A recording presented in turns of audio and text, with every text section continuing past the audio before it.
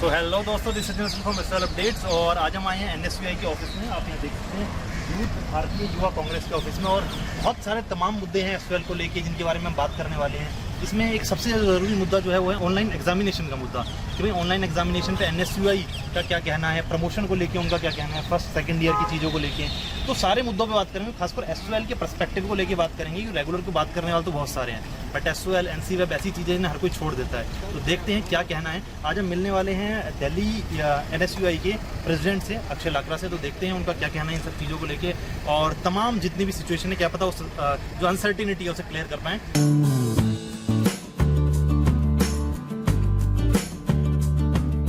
Hello दोस्तों, this is Nitin from SL updates. और आज मैं आया हूँ एनएसयूआई के हेडक्वार्टर में। जी हाँ, एनएसयूआई हेडक्वार्टर दिल्ली में आया हूँ, और आज हमारे साथ हैं दिल्ली एनएसयूआई के प्रेसिडेंट अक्षय लाकरा जी। आज हम सारे उन सवालों के जवाब लेना चाह रहे हैं जो एनएसयूआई डिमांड कर रही है, और जिस भी बारे में आज के टाइम में बच्चों के बीच में अनसर्टिनिटी है, खासकर रेगुलर, एसएल और एनसी वेब तीनों के बच्चों में बहुत ज़्यादा अनसर्टिनिटी है, खासकर ग्रेजुएशन लेवल पर, कि क्या किया जाए क्या ना किया जाए, किस बच्चों को प्रमोट किया जा रहा है और किन बच्चों को ऑनलाइन एग्जामिनेशन के लिए आगे बढ़ाया जा रहा है। तो आज सारे सवालों का जवाब हमारे साथ अक्षय लाकरा दी जाएंगे। अक्षय जी, बहुत बहुत शुक्रिया आपका एसएल अपडेट में ज्वाइन करने के लिए। Thank you so much. Akshay, सबसे पहले तो मैं ये पूछना चाहूँगा कि आप ऑनलाइन एग्जामिनेशन के बारे में आप लोगों की क्या राय है? क्योंकि ऑनलाइन एग्जामिनेशन पे बहुत सारे लोग दिल्ली में दो हिस्सों में बटे हुए हैं, दिल्ली यूनिवर्सिटी में। कुछ लोग का कहना है कि दिल्ली ऑनलाइन एग्जामिनेशन नहीं होनी चाहिए, खासकर डूटा भी इसका विरोध कर रहा है। तो आपका इसमें क्या स्टैंड है?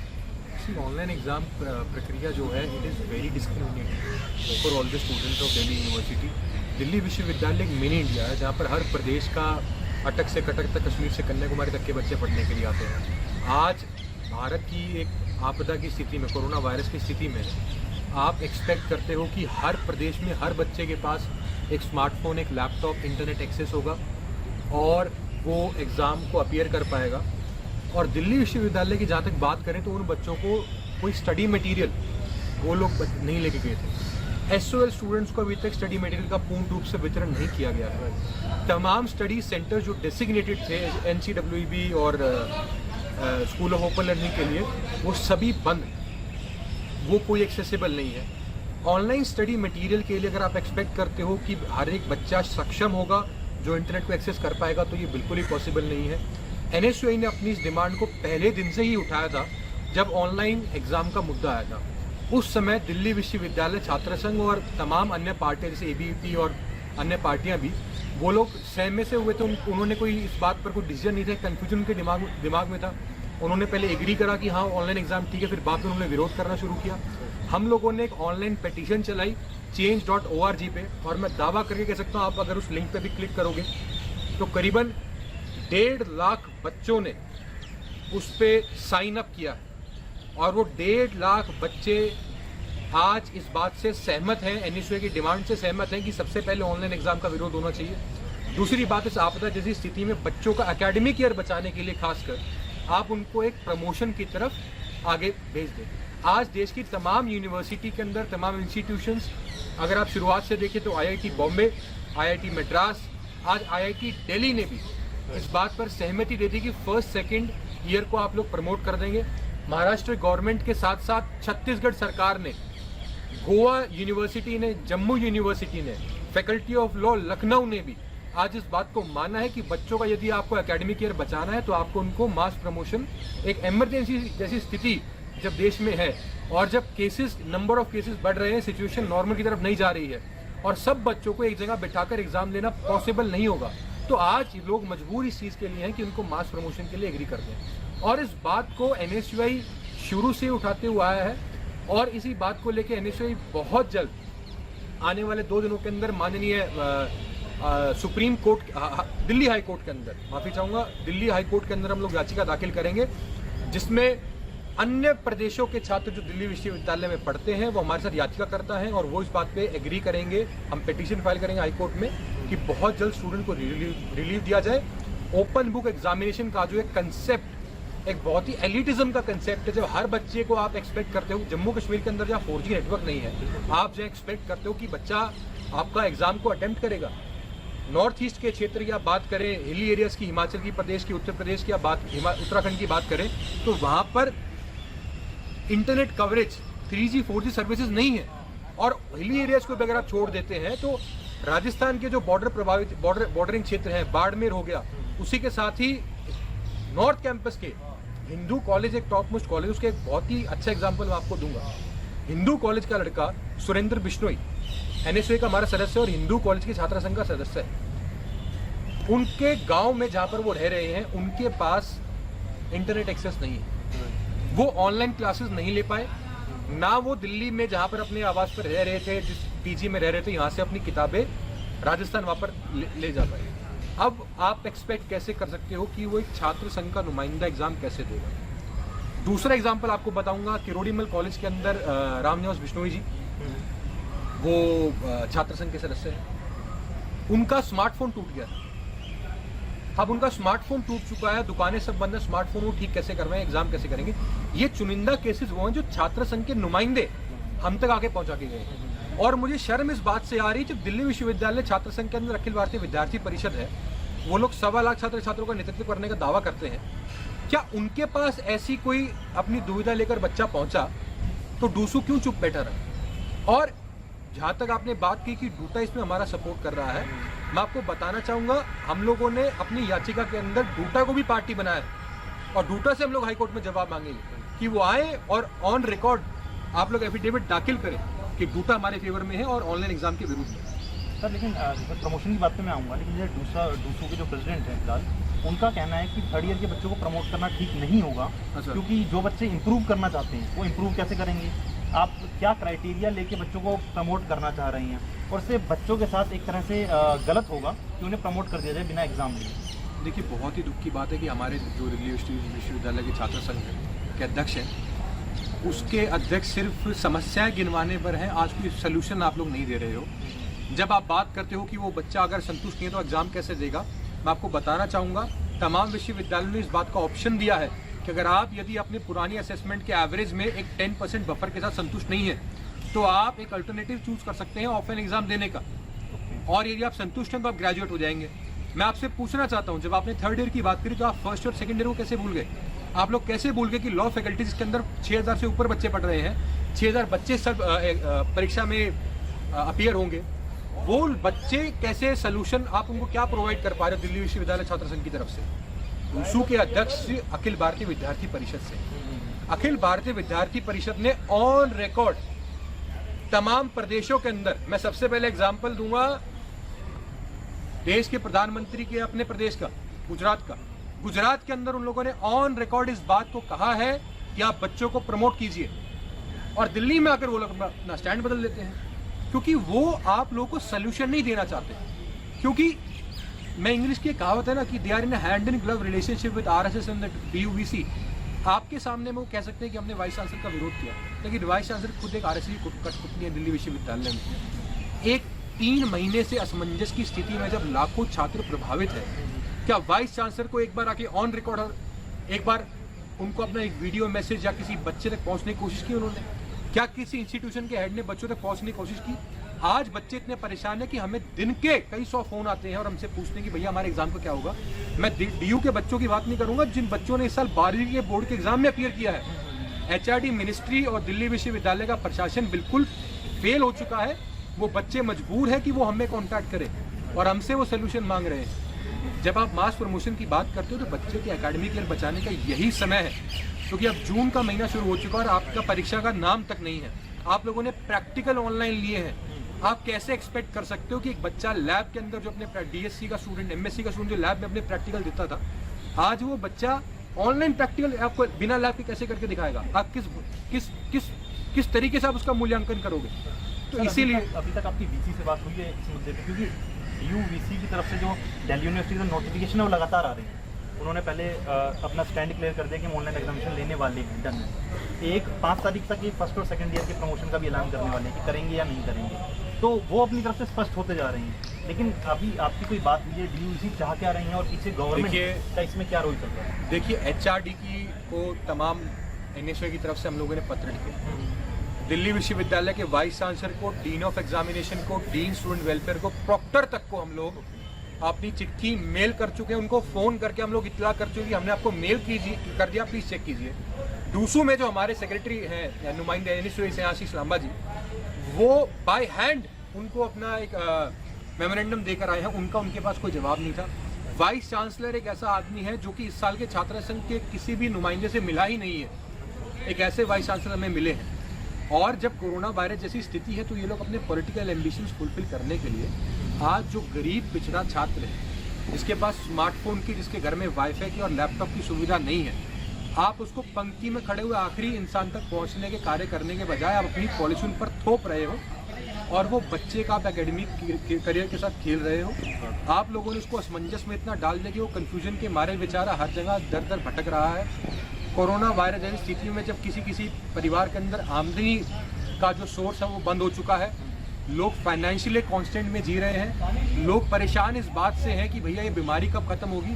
आप एकेडमिक ईयर को बचाने के बजाय आप तमाम तरह के टुगले की फरमान, one way communication vice chancellor की तरफ से आता है। एसओएल की जहाँ तक बात करें, जहाँ लाखों बच्चे पढ़ते हैं, क्या दिल्ली विश्वविद्यालय की तरफ से एक बार भी कोई नोटिफिकेशन आया उन बच्चों का असमंजस दूर करने के लिए? क्या एसओएल के डायरेक्टर ने, ओएसडी ने एक बार भी बच्चों से संपर्क करने की कोशिश की?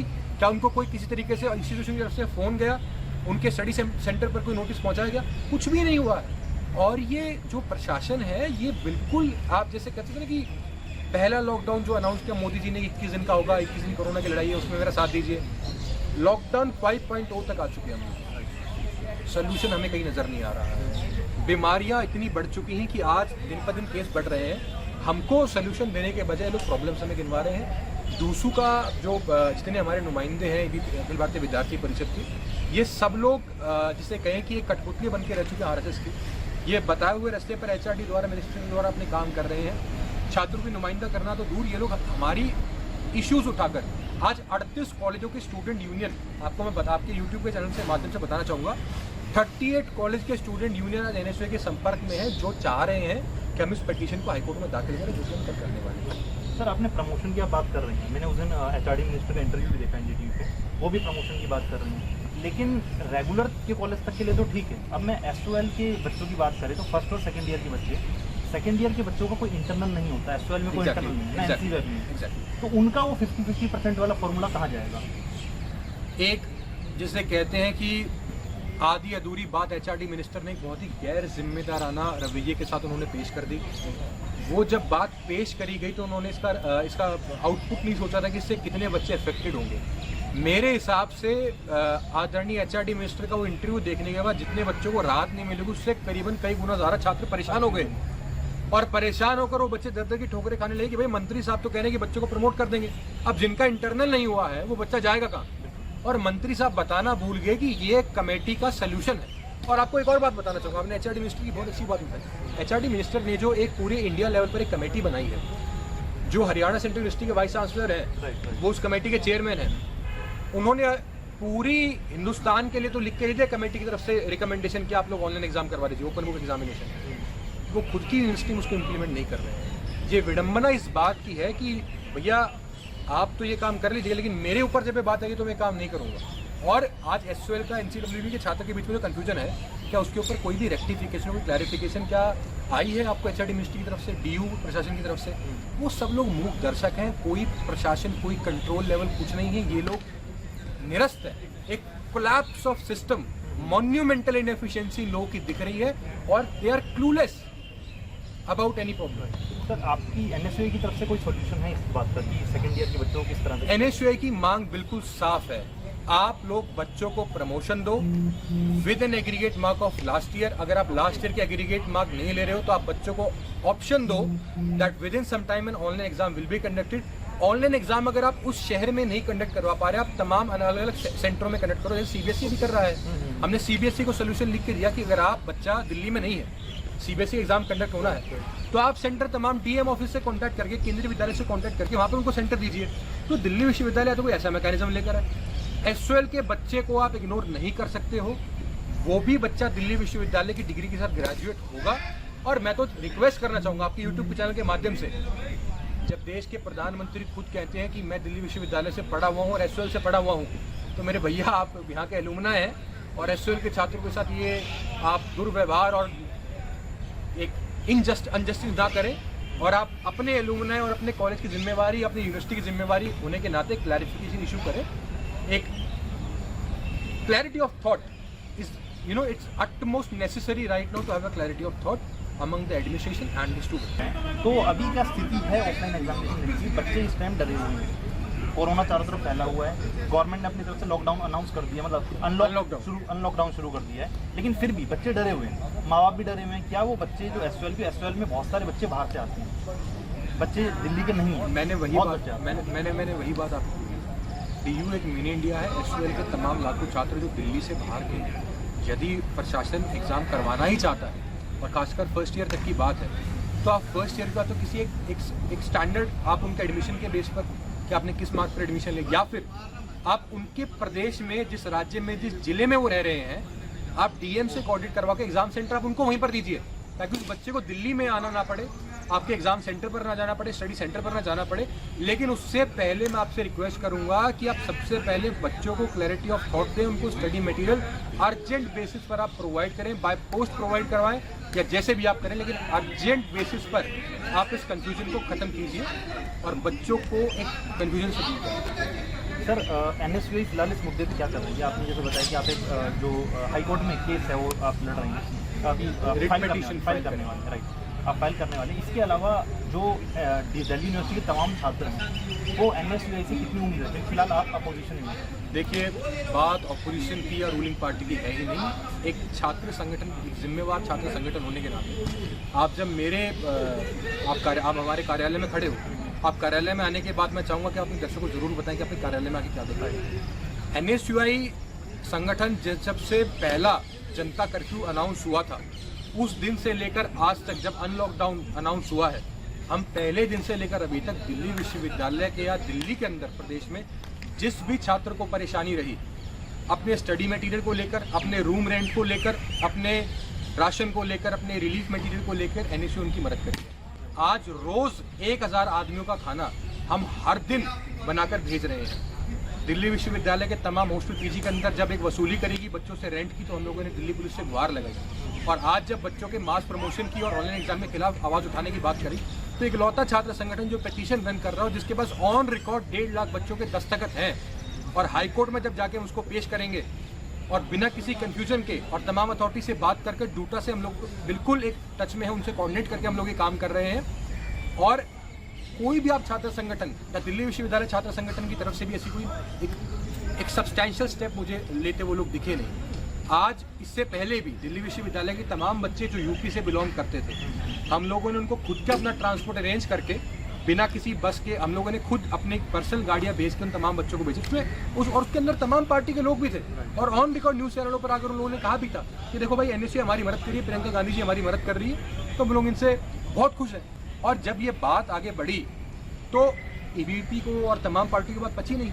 और जब आपने मदद करने की बात कही है, मैं आपसे पूछना चाहूँगा, एक क्लैरिटी ऑफ थॉट आप लेफ्ट से भी ले लीजिए, आप क्लैरिटी ऑफ थॉट एक बार EBP से भी ले लीजिए कि वो लोग ऑनलाइन एग्जाम के पक्ष में है या विरोध में, वो मास प्रमोशन के पक्ष में है या विरोध में। उनकी हर बात में विडंबना है, उनकी हर बात एक जुमला है।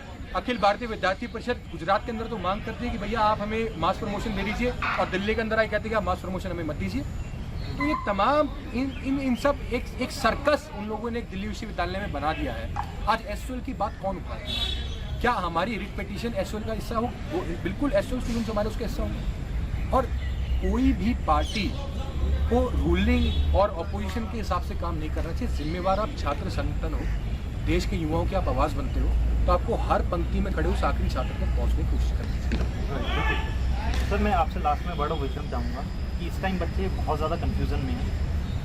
आप कुछ बताइए बच्चों को, फिलहाल उन्हें क्या करना चाहिए? कि फर्स्ट और सेकंड ईयर के बच्चे तो स्पेशली कि भाई हम पढ़ें या ना पढ़ें। थर्ड ईयर का तो फिलहाल ये है कि जब तक कोर्ट से कोई फैसला नहीं आया तब तो वो कह नहीं सकते, लेकिन फर्स्ट और सेकंड ईयर के बच्चे रोज़ परेशानी है कि हम पढ़ें या ना पढ़ें, और इससे एक मेंटल स्ट्रेस अपने आप में बच्चों पे आ रहा है। तो मैं जानना चाहूँगा कि आप उन बच्चों को क्या कहना चाहेंगे? देखिए, सबसे पहले मैं उनसे रिक्वेस्ट करूँगा कि कोरोना वायरस जैसी आपदा के समय पर अपने और अपने परिवार को आप एक जिम्मेवाराना तरीके से इस बीमारी से बचाएं। ये सबसे पहली बात। दूसरी बात, जब आप पढ़ाई भी करते हो, सबसे पहली बात, पढ़ाई आपको नहीं छोड़नी। परीक्षा होगी नहीं होगी, किस माध्यम से होगी, वो सेकेंडरी बात है, लेकिन आपको पढ़ाई करनी बहुत ज़रूरी है। आप अपनी पढ़ाई पर निरंतर ध्यान करें, क्योंकि आप वो डिग्री किस काम की जब आपके पास डिग्री का ज्ञान ना हो। उसके साथ ही आपने पूछा मुझसे कि बच्चे जब मेंटल स्ट्रेस में हैं, उनके पास एक कंफ्यूजन की स्थिति है, मैं आपसे रिक्वेस्ट करूँगा NSUI संगठन की आप वेबसाइट पर जाएं, फेसबुक पेज पर जाएं। मेरा नाम अक्षय लाखरा NSUI दिल्ली प्रदेश अध्यक्ष हूं। मुझे फेसबुक पर, ट्विटर पर,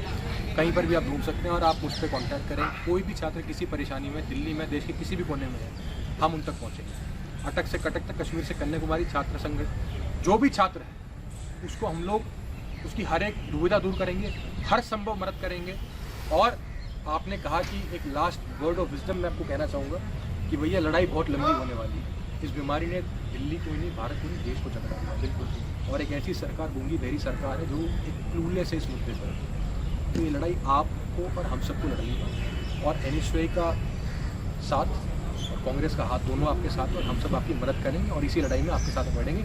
हर बच्चे के साथ हम लोग इंसाफ करवाने की कोशिश करेंगे, चाहे वो प्रशासन से लिया जाए, सड़क से लिया जाए, संसद से लिया जाए या कोर्ट से लेके आना पड़े, हम आपके साथ। बहुत बहुत शुक्रिया। तो ये थे NSUI के दिल्ली प्रेसिडेंट अक्षय लाखरा। इनसे हमने बात की, उन्होंने तमाम मुद्दों पे बात की और काफ़ी हद तक राजनीति चल रही है चारों तरफ कि किस तरह से बच्चों के प्रमोशन की बात की जाए। NSUI यहाँ पे काफ़ी काम कर रही है और इनके हेडक्वार्टर में कह सकता हूँ कि बहुत सारे जो लोग हैं और उन लोगों के लिए रिलीफ पैकेज तैयार होते हैं यहाँ पे डेली और बहुत तरह की चीज़ें यहाँ पर सुविधाएं दी जा रही हैं। बट बात यह है कि अभी SOL के बच्चों को कौन कितनी सीरियसली लेता है, क्योंकि रेगुलर के बच्चों के लिए तो हर कोई प्रेजेंट है, बहुत सारी पॉलिटिकल पार्टी है, बहुत सारी चीज़ें, लेकिन NCWeb और SOL के बच्चों के लिए कौन कितना सीरियसली चीज़ों को लेता है, ये बहुत ज़्यादा इंपॉर्टेंट है। तो हम कोशिश करेंगे अपनी तरफ से कि जितने भी नुमाइंदे हैं स्टूडेंट्स के, उन सब तक पहुँचने की कोशिश करें और उन सब से राय लेने की कोशिश करें कि चल क्या रहा है, ताकि असली बात हम लोगों तक पहुंच पाए, क्योंकि नोटिफिकेशन आने में कौन कितनी टाइम लगाएगा हम कह नहीं सकते। तब तक के लिए आप लोग जुड़े रहिए SOL अपडेट के साथ। मैं सचिन बंसल आपसे विदा लेता हूं और जितनी भी तमाम कोशिशें होंगी आप लोगों तक ऑथेंटिक इन्फॉर्मेशन पहुंचाने की हम पहुंचाते रहेंगे। Thank you very much for watching this video. This was Sachin Bansal signing off.